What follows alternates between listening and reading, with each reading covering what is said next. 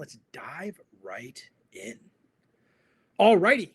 This is brought to you by Voris. That's my company. You go to the website, you can figure out what we do.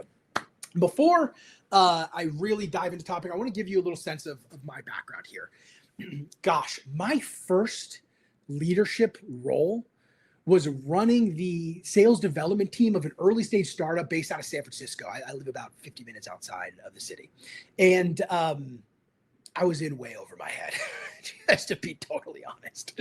I was 24 years old. I had zero leadership experience. The company hired me because I had written a book on cold calling. But they must not have read that book because I reread it years later and I removed it from Amazon and rewrote it because it was written so poorly. I was young for sure, but I was very, very motivated. And sometimes that's all you need. When I started, I had 3 SDRs on the team, 3 reps. 8 months later, I had 14 SDRs making over 300,000 cold calls every single month, which was our entire total addressable market, by the way. We called our entire total addressable market once a month. And it worked, thank God. We ended up raising a huge Series B round, and the rest is kind of history. But that experience was so important to me because it's the top of the funnel. It's how you generate interest. I love cold calling. I've analyzed over 4 million cold calls over the course of my career. This is what I've nerded out about for a really long time. A little bit more about my background before we jump in here. I've worked personally with over 80, I think we're like at 85 or something now, software and service companies, really around building a repeatable sales process. So I've had several positions across the sales org over the years, and now I really work with companies who are trying to build out a strong, repeatable sales function. That's primarily the work that I do. SDRs, AEs, and then even customer success, mostly from a kind of a cross-sell, upsell lens. I've written 3 Amazon best-selling books. One's on cold outreach, the one that I rewrote. That's called Cold to Committed. The next one is on leading sales teams that I co-authored with a friend of mine. That's called the Sales Development Framework. And then most recently, a book on building a repeatable sales process called 16 Steps to Repeatable Sales. So I've been around the block when it comes to building out these sales organizations. I've written a lot of material on it. I've worked with a lot of companies across our clients. Since working with us, they've sold over 100 million in software and services. The venture-backed ones is about 30% of our client base is venture-backed. They've raised over 280 million after working with us. And I've personally worked with over 1,000 salespeople, probably multiple thousands at this point. And that includes SDRs and AEs alike. I've coached hundreds and hundreds of founders. This is all I do. This is my world, building repeatable sales processes. And I take a very nerdy, data-driven lens. You're going to see a little bit of that today, but then we're also going to talk about the tactics and the words that you say, okay? Today, here's my promise. I'm going to teach you everything I know about cold calling. Now, I'm being a little bit, I'm over-exaggerating a tad here. I can't teach you everything. We have an hour together. But I'm going to do my best to teach you as much as I can. And we're going to cover some like higher level leadership stuff. And in fact, I'm going to ask a question here for everybody to answer. Please answer this. Are you an SDR? Are you an AE? Are you a manager of SDRs or AEs? Are you a founder or CEO?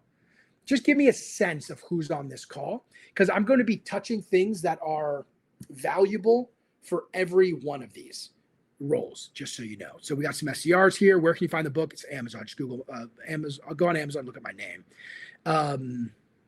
AE, SDR, founder, AE, manager. Okay, great. We're going to be covering all of this stuff. VP of sales, founders. Okay, good. You guys are going to love it. And even the SDRs, like some of this stuff is going to be a little bit over your head, like the first thing I'm going to show you here, but you're still going to love it. All right. The first thing I'm going to talk to you about is lead management, which is the most exciting part of this entire thing. Half of you are like, can I leave this now? No, you cannot. You must stay here, strapped to the chair. Lead management is one of the most critical components of having a well-run sales development function. And I want to be very clear about that. Often, the biggest blocker from scaling out a sales org is how we're managing the leads. What you end up running into, so like I've run into this several times, but like the early in my career when I ran into it for the first time, we were like our quota attainment started falling off a cliff. This was back when I was running the sales development team, and I couldn't figure out why. It was this big thing, whatever. I won't bore you with the story, but it gets to a point where we realized, oh, the lead management wasn't where we weren't managing leads properly. So what did I do? I completely changed how we started managing leads, and we were able to get the team back on track, which was awesome. And I say we because I was so bad at math back then, just to be clear. I mean, remember, I'm 24 years old. I was so bad at math back then. I ended up botching this data analysis I was supposed to do that I had no business doing. And they had the CTO work with me to help me do the data analysis. Like, so embarrassing. And we like found all these bottlenecks around operations. So I want to start with the operations because it's so critical, and it unlocked everything for me. Because at a certain point, you realize I have an operational challenge. And if the lens you see the world through is rep performance, right? You're thinking, gosh, we're behind on our quota. Must be a problem with the reps. They need more coaching. They need more training. They need tighter management. You end up running into issues, okay? So here's a quick run through. I'm not going to go too nerdy here. And it's a little small, so I'm going to read it out to you.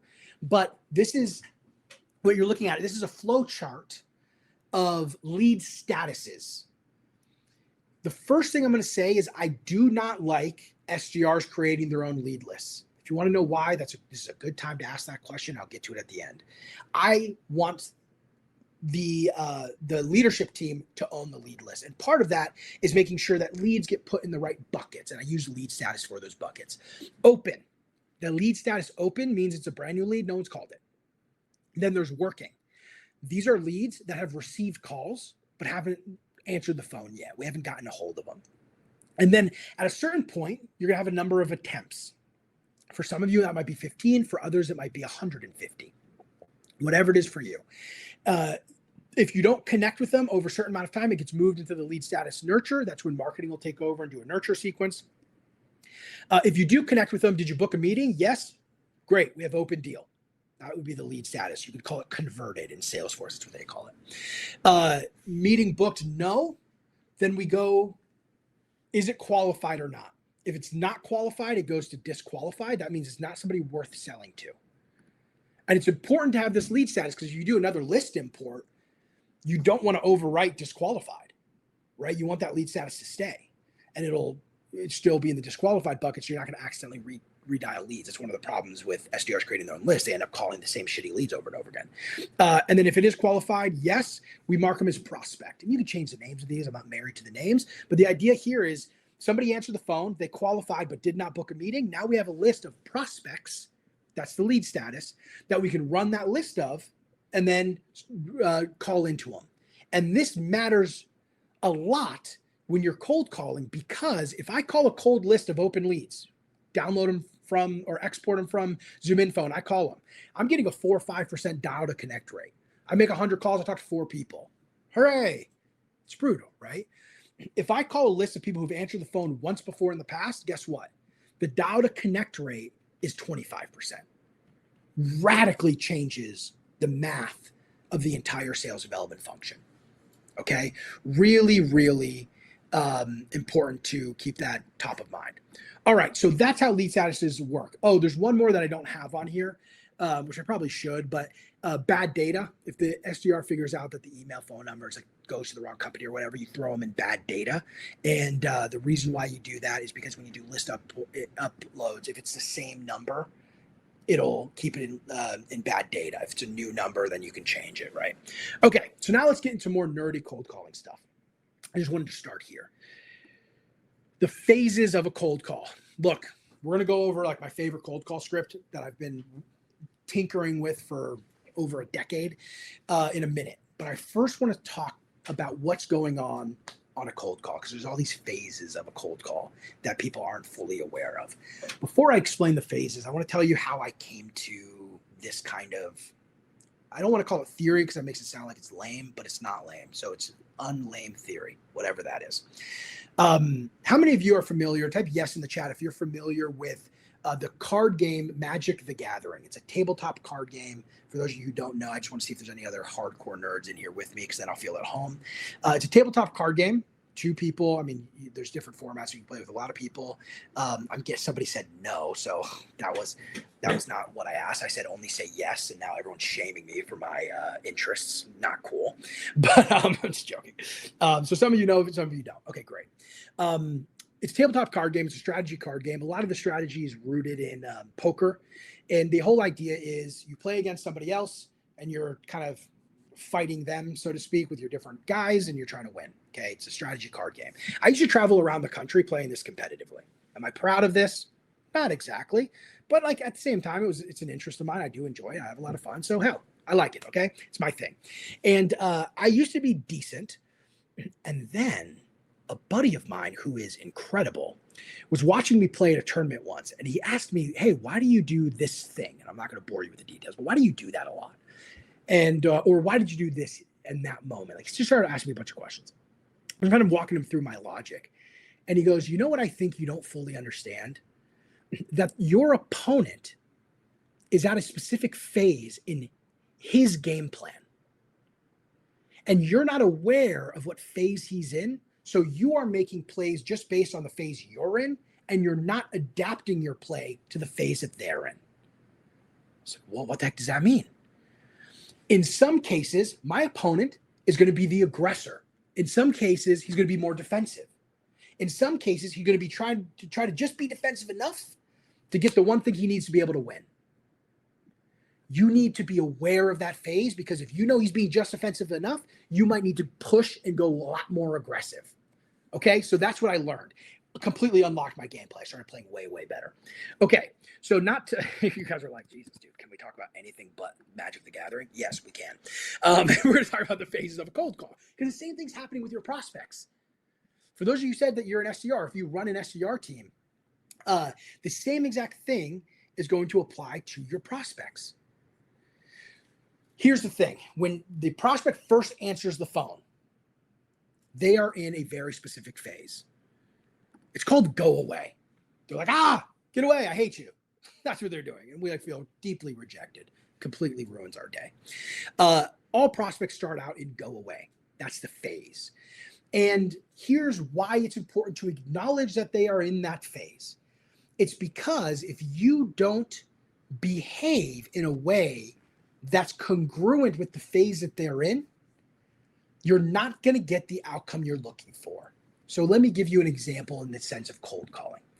There are some scripts that I've seen over the years where the person will answer the call, you do a quick pitch and try to book a meeting. That person's in the go away phase. Very unlikely that they're going to book a meeting while they're in a go away phase. Now, in some cases, they do book the meeting and then you just never show up to it. And I've seen this firsthand several times. I've tested these kinds of scripts where you might even book a little bit more meetings, but they don't show up. The show up rate gets crushed. So why does this happen? Because they're in go away. And when your prospect's in the go away phase, your objective isn't to book a meeting. Your objective is to get them to I'll talk. And that's the second phase that you go through on a cold call. I'll talk. It's like, all right, I'm no longer just trying to get this person off of the phone. I'm willing to have a back and forth conversation with them. Very, very important that we get to this phase.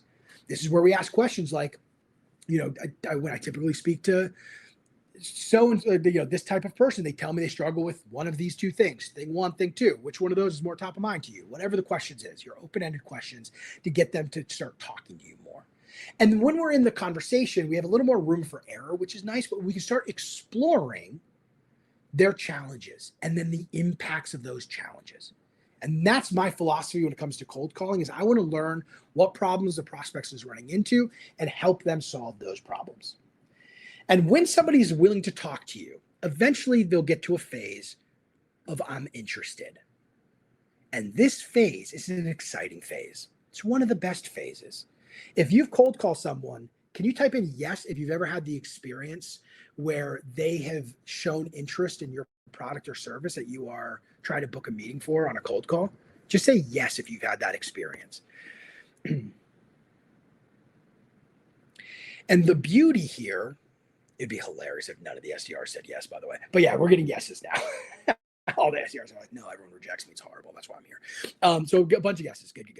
The reason why I wanted to bring this up is because when a prospect is interested, as the person cold calling, you get very excited. You could be an AE, an SDR on a cold call, prospect's interested, you get excited. You get what we call happy ears.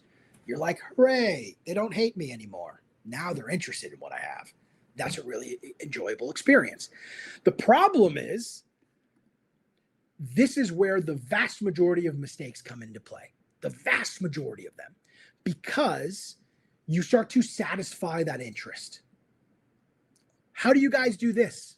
That's how you know they're interested, right? How do you handle this situation? Can you do this? Can you do that? Now they're interested. And what does the inexperienced SDR or the AE, who might have a lot of selling experience but struggles on cold calls a little bit, they start just telling you about the product or telling the prospect about the product. And this is why you generally see a curve, by the way. New SDRs do pretty well, and then they do poorly. And then they're like, what's going on? And everyone's sad because, like, hey, you were doing pretty well off the gate. And it's because they start talking about the product a ton. If you listen to the calls, it's very obvious. And then you get them to stop talking about the product so much, and then their performance goes way up to where it was before that they started. It's because what you're doing is you're allowing the prospect to make a buying decision without ever taking a look at what you're selling. Not good. We want to book a meeting when we have that interest, because that person is not interested. And if we satisfy that interest, they're not going to book a meeting. So our goal when they're interested isn't to book a meeting, like I said. It's to get them to, I'll meet. And we do that by not over talking about the product, and instead leveraging their interest and curiosity to get a meeting. Okay? Very important to understand the phases of the cold call. I'd love to hear, like, so far from what we've covered, what has kind of hit you the hardest so far? Like, what part of what I've shown you, we've gone over two things that really resonated with you, that you're like, yes, I can start using that. While you're doing that, we're going to move into brush offs here, and then we're going to get to the script. I wanted to cover brush offs. I was actually thinking about what order to put this in. But I wanted to cover brush offs here because they're very, very common, and they can crush your conversion because you're not getting out of that, that go away phase. You're not getting out of it. And because of that, you never have the opportunity to get anyone interested. So I want to cover brush offs. Let me see what some people said here, though. That's exactly what happened to me. The I'm interested part, this is super critical, especially if you have SDRs that call into people, inbound or outbound leads, by the way. Getting trapped talking into the product, this is a big one here too. Everyone starts with go away, even the best fit folks. I mean, look, you're calling them out of the blue, right? Here to do a couple other ones. From a sales standpoint, the more you know, the more you overshare. That's so true. And then, go away. People want you to get out of there, unfortunately. All right, let's talk about the brush offs, because that go away phase is a tough one, right? I totally acknowledge that. So these are the common things you'll hear. I call them brush offs. I don't call them objections, because objections, the prospect has the knowledge and says, I object, Your Honor. That's not what they're doing here. They're just trying to get you off the phone. So they say things like, not interested, I'm too busy to talk about this, send me an email with more information. Out of these three, write in, for those of you who cold call, and it's great. I'm glad there's like a good mix of leaders and actual sellers here on the call, because we can get the answers. But if you cold call, which one of these do you get the most frequently? Go ahead and type that in. It's fun for like leaders. Like, this is where you really need to obsess, right? Like, what is happening? What's preventing us from getting from the beginning of the call into an actual conversation? Because if you figure that out, you really tighten up the language and the tactics that you're using to continue the conversation, you can dramatically improve the performance, right? Just because of the volume. So 2, which is I'm too busy to speak about this. Not interested, too busy. So you can see all of these here. 1, also 2, and 3. That's my favorite response, by the way. Like all of them, holy crap. Send me an email. That's the politest brush off of all time. All of them, honestly, depends on which objection comes in. 3, send me an email. 1, so you can see you just get a big mix. I love this. All right, cool. Great. So you're seeing, like, we get, these are, I'm not making these up. These happen. That's what I'm trying to prove to you. And we get a whole bunch of them. I'm going to teach you the technique that you can apply to any version of this that you get. that you can start using here. And then we're going to go into the script, like I said. So I'm going to go a little bit quicker over this section. It's called the AAA. You may have heard of it before. And if you use it, great. I'm going to kind of show you my take on it. And then if you're not using it, this is 100% what you need to be using. It's really simple. The AAA: acknowledge, let the prospect know that you heard them; answer, which is addressing their underlying concern; and ask, which is asking a follow-up question to regain control of the call. Here's what I want. I want you to write this down. Whoever is asking the questions is in control of the conversation. Whoever is asking the questions is in control of the conversation. That applies for SDRs on a cold call. That applies to AEs in a sales conversation, whether it's a demo or you're pitching your product or service. Whoever's actually asking questions is in control. So we need to regain control. Okay, one thing popped up here that one of the comments was hang up. That's not a brush off. That's a rejection. That's a complete objection. So anyway, so that's the AAA. Let me give you some examples of this here. I'm not interested. I hear you. I called you out of the blue, and the last thing I want to do is waste your time. We help by whatever your value prop is. Ask a question to regain control of the conversation. It might be a permission-based opener. It might be your main question you use to get into a conversation, which is called the golden question. I'll show you what I recommend in a minute. So you might say, I typically talk to CEOs and they struggle with one of two things. Struggle one, struggle two. Which one of those you run into? So to break this down for you, I hear you, is you acknowledging that. Hey, totally get it. I called you out of the blue. You're acknowledging here that you've called them out of the blue. The last thing I want to do is waste your time. That's answering their underlying concern that you're going to waste your time. Sometimes I'll even say the last thing I want to do is waste your time. Before I let you go here, we help this thing ask question. Okay. You'll notice for send me an email with more information, we do something very, very different. And I also say for I'm not interested in I'm about to hop into a meeting, I do the same thing. So this just says I'm interested. It is also for I'm too busy. I'm about to hop into a meeting. For I'm about to hop into a meeting, just side note here, I always try to overcome it once. And then if they say it again, I'll just trust it is true and I'll let them go. And that's different. Some people will try 3 times. That's what I was taught when I was an SDR. Maybe I'm soft in my older years here. It's just, they told me they're in a meeting. I tried to overcome it. They told me again that they're in a meeting. I'll just let the person go. I can call them back later. So that's just my opinion. But anyway, send me an email with more information. This is my favorite brush off. In fact, this brush off is so effective that I'll have SDRs who will get not interested and try to get the prospect to then say, send me an email with more information or agree to an email with more information just to use this one. Sure, I'll send you an email. I'll send you that email right now. What's your email? Before I send that over, I want to make sure that I send you something relevant. Ask them a question to get them talking. If you get them talking here, you forget that they ever asked you for an email. So that's how I handle the send me an email with more information. Sure, happy to do exactly what you asked me to do. In order for me to send you over something, which is what you asked me to do, I need a little information from you. That's the tactic there. All righty. So let's go into the golden call script. Okay. I have tested this call script over a lot of calls. Actually, I have it right here. Over 3.9 million cold calls. And I got this number a few years ago, so it's even higher than that now. But I don't know. I'm not counting them up anymore. I counted them up one time. It took me way too long, and now I'm just never doing it again. So anyway, a lot of cold calls. Okay, call it 4 million. Round it up. It's a lot of cold calls. I've been using this script or a variation of this script. I've tweaked it over the years. That's 334,000 call conversations. Okay, so that's people who actually answer the phone. The average booking rate is 9.7%. This ranges wildly. For some people, they see 10%, average booking rate. That's not going to be great. If you're a company with a good market presence, you're going to be looking at way higher than that, around the 17%. So my bias is I've always worked somewhat on the earlier stages, I'm trying to think of like a good break off point here.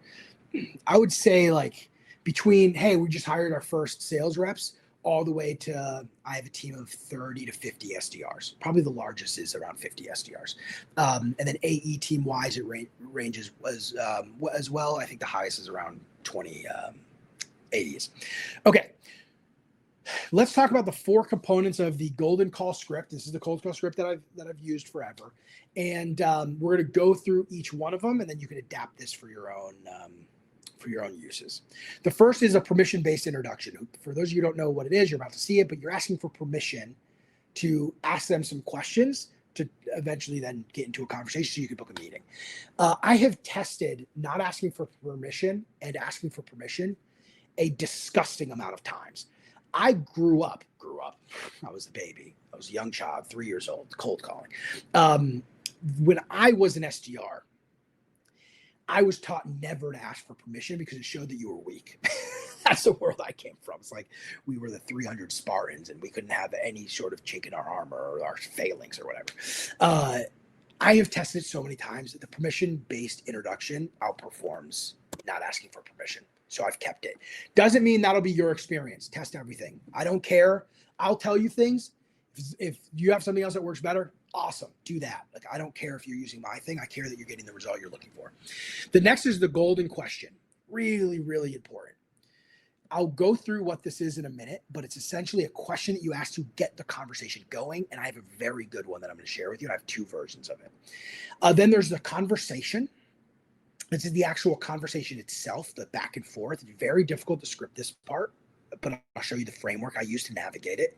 And then the recap is the last one, the most powerful way to book a meeting. And I'm very confident about that. Very confident about that because I've been using this forever. All right, let's talk about the permission-based intro. I'm going to go quick over this one because it's pretty self-explanatory. Hey, this is Kyle calling from Boris. How's it going? That's great to hear. The purpose of my call is we work with type of company and we help them what we help them with. I'm not sure if we can help each other, but I thought it was worth a quick call. Do you mind if I ask a few questions and let you decide if we should chat? This is my favorite way to do it. Side note, I get starting with how's it going or how are you is controversial.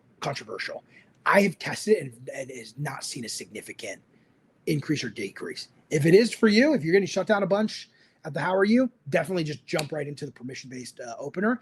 But for me, it's always worked equally as well. And it's how I talk. So that's why I do it. When I see somebody, I say, hey, how's it going? It's just how I greet people. And I find that what you're most comfortable with is typically what works better. So do what you want there, but I'm aware that that there's some controversy there. The other thing you could try here is, this is a popular one. Like, do you mind if I take 30 seconds to explain to you why exactly I'm calling? You can give that a try too. Test different ones, but asking for permission has always been really effective. Next is the golden question. The golden question. I have 2 variations of this depending on what you sell. So right here, thanks for the time. So this is variation 1. Thanks for the time. Typically, we help B2B SaaS and service companies who are focused on improving the performance of their sales function. Oh, excuse me. No, that's too broad. Who are focused on increasing the amount of demos that their sales team is generating on a monthly basis, or they're focused on increasing the percentage of those deals that end up closing. I'm curious, which one of those is a focus for you? First variant, more focus oriented. The second one is the one I usually use, but sometimes depending on the offering, it doesn't quite make sense. I speak with a lot of CEOs and they tend to struggle with one of 2 things: generating appointments for their sales teams, or their sales team isn't closing a high enough percentage of the deals that they are getting. I'm curious, which one of those resonates with you most? So you're giving them a path. Hey, is it this or is it this? And a couple of nuances that I want to share with you here that are really important. If you have questions, type them. Again, I'm going to get through to all the questions at the end. A couple of nuances I want to make sure that you have here is I want these struggles to be specific enough to where someone would pick them, like generating appointments or closing deals, right? That's the example I gave you here. And what you'll find is that if one's a little too broad, everyone will pick that one. So if you find that everyone's always picking option 1, it's either because option one is such a big pain point that it dwarfs the other one. And in that case, like you just keep trying second options to see if any of them kind of pull some of that. Or it's too broad and it needs to be split into two. So that's just a little nuance for you there. The next is a conversation. The conversation. It's tough to script this. Every conversation is a little bit different. I don't script this. I just train SDRs on how to do this. What you want to do when you're cold calling is you want to understand their current state. So they told you what you were challenging or what their challenge was. You talk through their current state. How long has that been a problem? Tell me more about that challenge and how you experience it. Then you want to identify their ideal state. What would you like this to look like? You know, maybe current state's like, oh, you're not hitting you're not booking enough appointments for the sales team. How many appointments are you booking per week? Well, what's the goal? Where would you like your team at, right? Like, so you're trying to understand, quantify when you can. I like numbers here. Ask them, what's your process for generating appointments right now, right? Things like that for current state. Ideal state, where would you like to be? What does the ideal world look like? And then how are you trying to solve this problem now? Or how have you tried before in the future?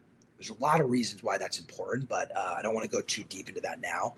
But the long story short of it is you're really trying to identify what actions they have taken before in the past, are currently taking, or plan to take, so that way you could better understand their motivations. Anyway, I'm happy to go into that in the Q&A. And then finally, here's the recap. And the recap is a really important way to, or a really effective way to book an appointment. It's my favorite way of booking an appointment. Thanks for filling me in, name. From what I heard, you're trying what they told you they've tried to do in the past, or what their goals are, right? To get whichever topic resonated with them. So in our example, we might say, from what I heard, you're trying, having your SDRs just make more and more calls and like all these different dialers in order to get more appointments for your sales team. Why don't we do this? Let's set up some time to have a conversation about topic of the next step that will help you get from where you were or where you are now to where you want to be. How does tomorrow at time work for you? A couple of things that are going on here that are really important, which is why this works so well. The first part of this, we're recapping, showing that we were listening, we were paying attention, we understand their problem. Very important. Then we use like a real soft language transition, which is, why don't we do this? Very casual, very soft, very collaborative. Why don't we do this? Let's set aside a time to have a conversation about, how we can help you achieve X results. Have a conversation about how we've helped other people do X. Have a conversation about how we can help you get from 50 appointments booked per month to 100 appointments per month, something that's related to the gap, right? How does tomorrow at 3:00 work for you?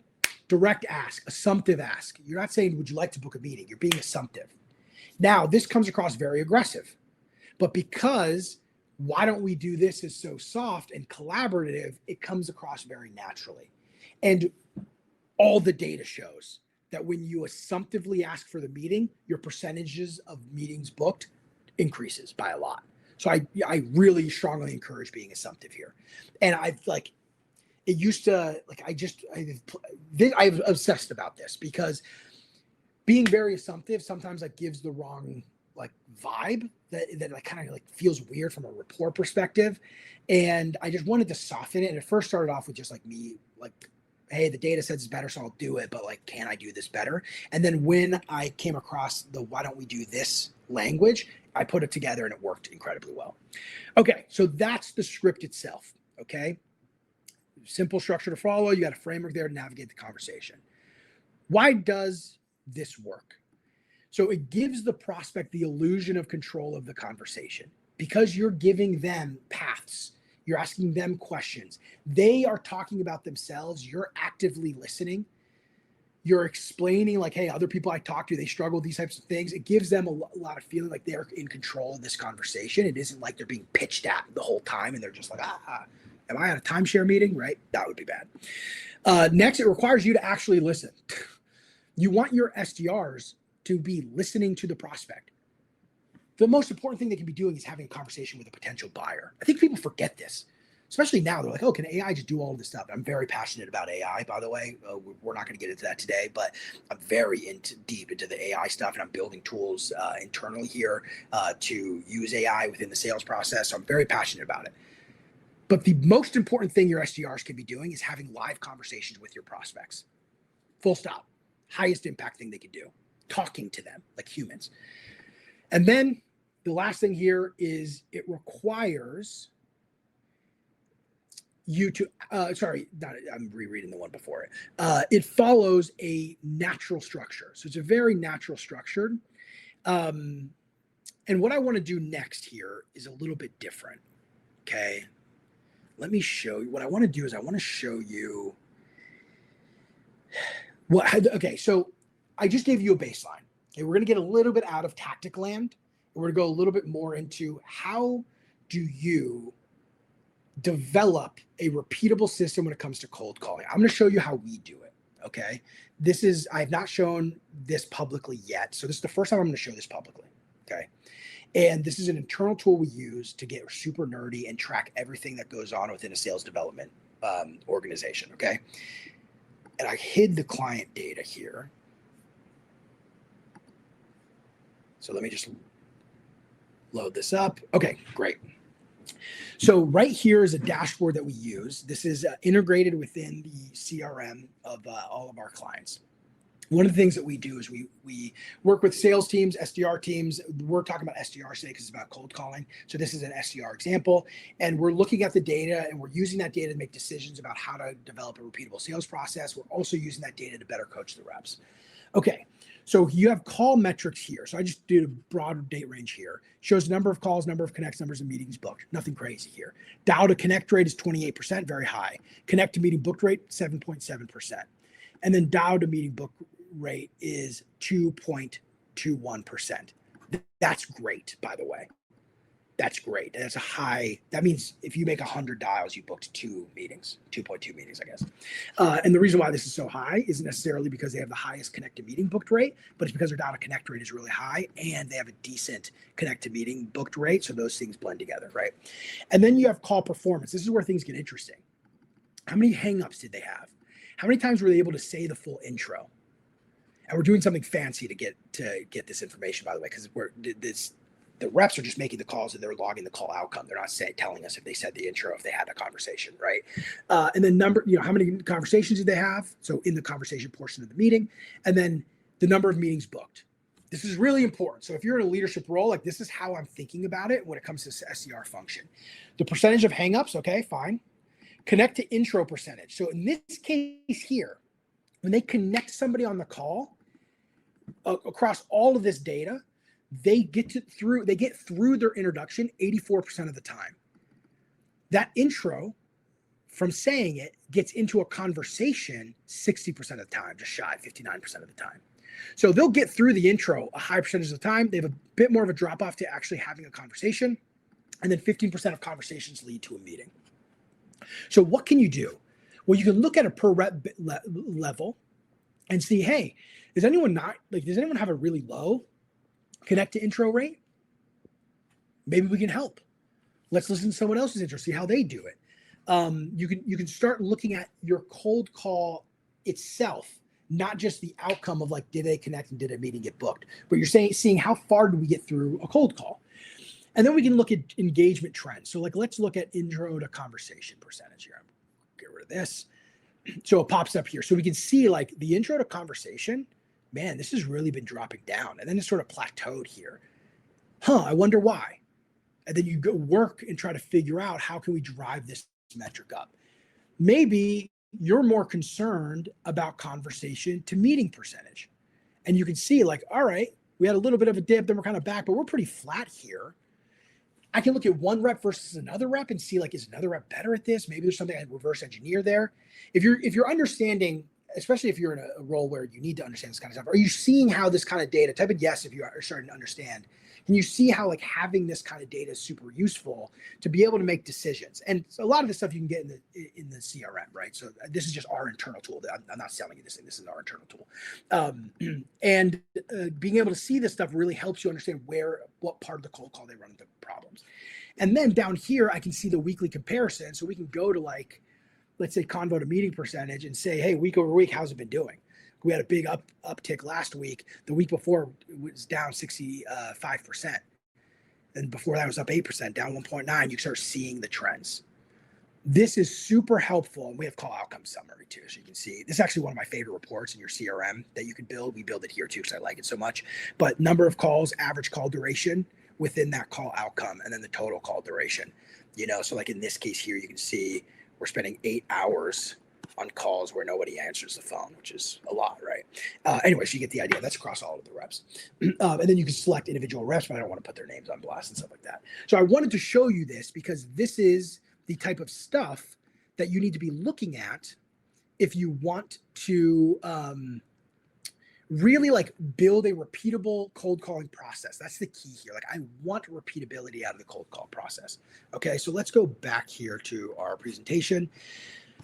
Alrighty, before the Q&A, I have something for anyone who wants to learn more about what we have here called performance coaching. It's going to be a very soft pitch. We don't work with very many customers. I have a couple of slots opening up, and we do something called performance coaching, which is really like how we interface with SDRs and AEs based on the data we're collecting. So I showed you some of the data that we're collecting.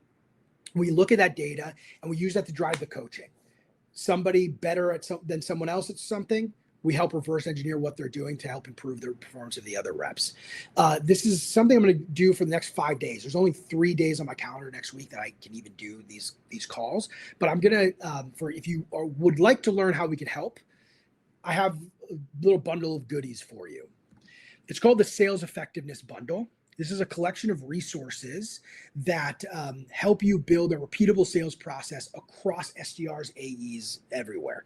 And so you can have a really, really strong sales process. It allows you to be really data-driven with that sales process. The first is called the Sales Team Moneyball Bundle. This has tools and templates and frameworks and trainings around how to effectively track prospecting data, analyze prospecting data, forecast SDR performance, AE performance, diagnose SDR and AE performance, and perform analysis across all sales data. And you can even, one of the tools in there helps you model out your sales team growth. So if you're in a more leadership role, like this is super helpful for you to be data driven. And this is some of the best material that we've put together on how to do that with trainings with me teaching you how to use it. I'll also give you this sales metrics training. I did this training for a group of SaaS founders that were all doing over $10 million a year on how to get really data driven with their sales organization. So I'll give you this as well. It covers how to create a plan to hit any revenue target, how to identify bottlenecks in your own sales process, fix the bottlenecks, iterate on your sales process. I'll also give you AE Fundamentals, which is a 42 lesson course on how to be an effective salesperson. Our clients use this for onboarding new reps. It teaches how to run discovery calls, conduct demos or sales calls, depending if you're a product or service, how to close deals consistently, and how to master follow-up. I'll also give you a training like this one on the golden call script. So you have the full script and all of the training. I'll give you that. This is one that I recorded specifically for the golden call script in isolation. You'll learn how to use this cold call script, and we'll cover some of the things that we have talked through today as well. So you'll have that resource. And I'll also give you a copy of Cold to Committed. I won't go through this. I just want to kind of get to Q&A here, but the idea is it's a whole bunch of resources in the book to help you be effective at doing cold outreach. I sell all the stuff independently all over the place. If you were to buy it all, it's $13.70. I'm going to give it to you completely for free. So if you're interested in the performance coaching, I'm just going to give you all of this whole bundle of resources. It's specifically designed to help you improve your sales, improve your SDR performance, improve your AE performance, create a repeatable sales process, and ultimately hit your revenue target, which is what we're all trying to do, by the way. So this is specifically for you if you're interested in doing any of those things. Here's how to get it. It's very, very simple. I'm going to post this link in the chat. Go to this website here and book a time and I'll put it in the chat right now, for us to have a 15-minute conversation to see if performance coaching is good for you. Don't book this if you're an SDR and you're not, or you're just not interested. I'm just going to cancel the meeting. So book it only if you're genuinely interested. I'm happy to give you a bunch of resources in exchange for some of your time to learn a little bit more about your sales organization, if there'd be a good fit here. It's incredibly affordable. So I'm excited to walk through just a little bit of how it works. And it has a very big impact for the clients that we work with on it. Again, we cannot take many customers, so you're not going to get a big hard sales pitch here. Go ahead and book the 15-minute call. You'll get access to all of the resources. And let me put it in the other area too. And if you have any questions leading up to it, you can ask away. I only have 3 days next week. I'll give this to anybody who books in the next 5 days, by the way, but I'm going to put it in one more spot before we go into Q&A. Yeah, like I said, over the next 5 days, I'll still honor this thing and then I'll just shut it off. But I have 3 days next week to do these calls, and that's it. And I think I only have 3 slots, but I'll confirm that. It could be up to 5. Let me just see what's going on here. Boom, boom. I think, all right, whatever. Stay on page. Okay, cool. Yes, and for those of you who are individual contributors like SDRs and AEs, like feel free to send this to your boss, and if they are curious about it, they can do it and they can give you access to those resources too after they book it. But do not book this if like you're just not interested and you're just trying to get a whole bunch of free materials. That's not like the spirit of which I'm offering this. I'm like losing all my tabs. Okay, there we go. Okay, cool. So that's what I had for you. Let's dive into Q&A. I'm going to scroll to the top. We're going to go through questions here, and let's do it. So I starred some of them because I was very disciplined. Okay, cool. This is not a question. Okay, how do you balance being persistent and reaching out enough versus reaching out too much and losing your opportunity? Depends if you're talking about a sales context, like closing a deal, versus cold calling. Cold calling, if somebody says, not interested, I'm calling them back. I can call them back in the next couple of days. They're not going to remember me, really, most likely. But like I want like a constant cadence of following up with people. So maybe every couple of weeks, at least once a month, I try to make sure I follow up with people who answer the phone. If you're talking about in a sales context, like you really got to feel it out. One of the best things you can do as a sales rep is you can establish a texting relationship with your prospect very early. So in the like on your very first call, if you just say like, hey, what's your number? I'll shoot you a text with that link or something like that, just to start a little bit of a texting back and forth. It's a good way to get conversations back. But if somebody's telling you they're interested and you're following up with them because they told you that you're interested in, they're not going to get upset if you keep following up with them. They're interested, right? If they're not communicating with you that, hey, don't follow up with me till this time, that's on them, right? You're just going to follow up with them when you follow up with them. All right, so that's what I say there. But if you have more context, feel free to throw it in. Okay, how often do you call the nurture leads that did not pick up the phone? Most people are not ready to buy. Something like 3% of a market is ready to buy at any given time. They're only being nurtured by marketing and not called. Could be missing opportunities. Yes, it's very, very possible. So here's the thing. I want, and I kind of said this earlier, to be calling as often as I can. That makes sense. If it's inbound leads, by the way, first call happens within 2 minutes of them downloading a resource. And then we're calling them 3 times day 1, 3 times day 2, 2 times day 3, 2 times day 4, 1 time day 5, and then once a day for the next week. And then we start teetering off. I'm very aggressive with inbound leads, but it works. For outbound, it really is based on how big the pool of leads you have is. So if you have a really large pool of leads, you might follow up with the people who answer the phone once a month. But if it's pretty narrow, you might call them and try to book a meeting with them every week, every other week or something. You got to feel it out for you. If you tell me a bit more about who you sell to, how large your market is and that kind of thing, I can give you a more direct answer, but that goes for everybody. Like you have to feel it out. Okay.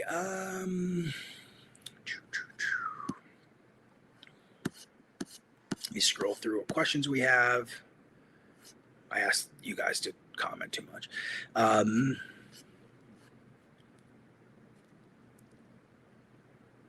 Oh yeah, this is great. I think this is kind of a response to Thomas's question too. The tried and true dance according to the music played, favorite sales saying of all time. Yeah, that's a great one. Yeah, really, really good. Um, oh yeah, you fix it. Yeah, do you call the nurtured leads? Yeah, yeah, we definitely call them. Um, let's see what other questions are here. I'm scrolling through. Okay. Oh, question to the audience. Is this class teaching anything new or good? Damn. Did I get flamed here? Hopefully people said, all right, Zach, thanks for backing me up. That's hilarious. No, nothing new, nothing good.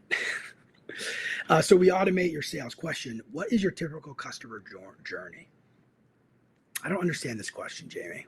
If you can help me out here, that would be useful. Or maybe it was in response to something else. When you give them the two options and they say neither, how do you move forward? Great question, Blake. I love this. Yeah, somebody's asking. Look, this is good stuff. Okay, so very, very simple answer to the question. Oh, by the way, I'm going to post in the chat here a link to the survey. If you could please fill out the survey, it's really helpful. It just gives me insight on what you felt, how you felt about this live class. That would be awesome. Even if you've come before, it gives me a ton of information. It helps me a ton. I spend a lot of effort trying to give you the best possible content I can. Please fill out the survey. Okay, Blake, your question. If they say neither, you go, what's top of mind for you now? You just go very open-ended. I don't like going open-ended from the jump because about what? They can talk about anything. But since you've given them a little bit of context because of the first two challenges, say, oh, well, what's top of mind for you when it comes to improving your sales performance? Or what are some things that your sales team is struggling with? You just make it more broad and open-ended. Usually they're just trying to get you off the phone. So they're just like saying neither. If you're getting that a lot, you need to change the two options. So you keep changing and make sure that you have one that people pick. And then in the perfect world, by the way, you want it like 50-50. 50% of the time they pick option one, 50% of the time they pick option two. That basically never happens, but that's what, like on paper, what you would want.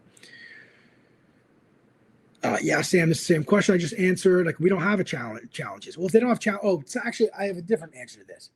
If the prospect doesn't have a challenge that you can solve, look, what are you doing? Go call somebody else. They're doing great. If you don't believe them, then that's a different thing, right? Call them later. Maybe they're going to tell the truth. But if they don't have a challenge, they don't have a challenge. There's nothing we can sell them. How to overcome when they say they are all good and don't have any challenges currently? Oh, same question. You get it now. Who did your bird cartoons? Yeah, who did our bird? Her name's Sandra. She's based in the Philippines. She's an awesome illustrator. And we haven't worked with her for a while, but she did a whole bunch of them for us. Do you like my bird cartoons? I hope so. Okay, what approach do you use when the person you are talking to is mad and asking how do you got their number? I get this a lot. Okay, I love this question too. Blake, you're asking some good questions. And I think you come to a lot of these too. This is good. This is good. Okay, great question. So there's two ways that I want to answer this. The first, and I got to go in 3 minutes, so I'm going to go quick here. The first is how I got your number, Zoom info. Anyway, ask a question. I saw it on Zoom info, thought we could be helpful. I wasn't sure if we really could be. I thought I'd just give you a quick call and see, if it does make sense for us to have a conversation and then go into your question, right? So that's the first thing. The second thing is if they're, I'm going to drop the second thing because it's more advanced. It's not worth bringing up. So, tell them they should be flattered. Where does this report come from? Salesforce.com. Oh, so you're probably talking about when I show the demo of our internal tool. We pull a lot of data from, we pull call log data from Salesforce. Some of it we display, which you can display in Salesforce.com. Others, we do some stuff to try to figure out how far we were able to get through a call. Did we get through the full intro? Did we get through, into a conversation with them? Did we get to the ask? So it's we're pulling information from Salesforce or from HubSpot, and then we're applying some of our own stuff on it to make it more meaningful for us. And this is like if anyone here booked a meeting to talk about the performance coaching, a big part of the performance coaching that we do with sales reps and SDRs and AEs is based on that data. So we're pulling that data and we're using that data to help give coaching and also give the sales leader or the founder guidance on how to really build some repeatability in their sales process.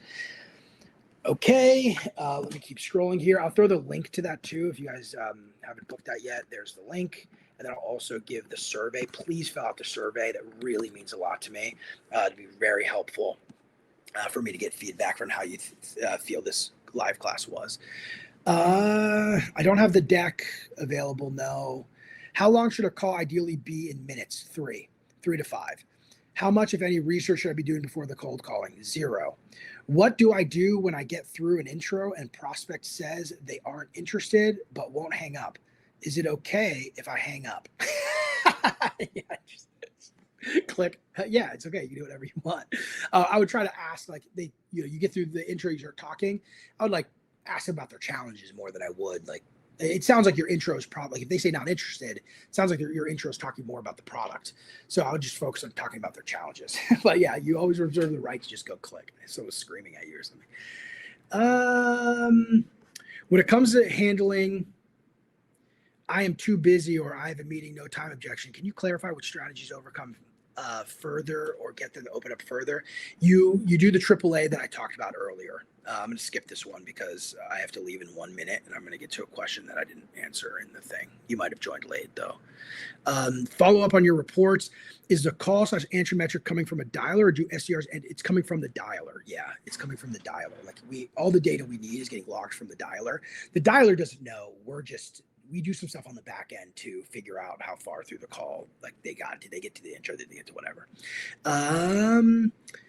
I've been using AI to help handle objections and they come in, but do you have tools or extensions you recommend for new SDR to use during calls? No, I don't. You should know what brush offs you get, and you should have responses to those brush offs. You should have frameworks that you use to navigate the calls. If you're sitting there trying to talk to AI while you're on a live call with a prospect, you've already lost. Do you have, or are you using AI coaching? This is a complex answer, so I'm skipping it. Yes and no is really the answer. The main problem right here. So use SalesLoft Gong, and the main problems in reaching to prospects in North America is connect rates. What are the best times to call? What is the ideal connect rate? So your kind of connect rate on a cold list going to be 4 to 5%. The best thing you do for your connect rate are call people who've answered the phone once before in the past. What dialer do you use? Air call is pretty common. Kixie, Orem, Nooks. Those are the other ones there. Awesome, everybody. Well, I'm 1 minute over. My next call is going to be very sad because they really wanted me on time. But now they get me a minute late, but they should appreciate that. Thank you very much. There's a lot you can be doing on a Thursday. You're spending it with me. I'm greatly appreciative of that, and we'll talk soon. Bye.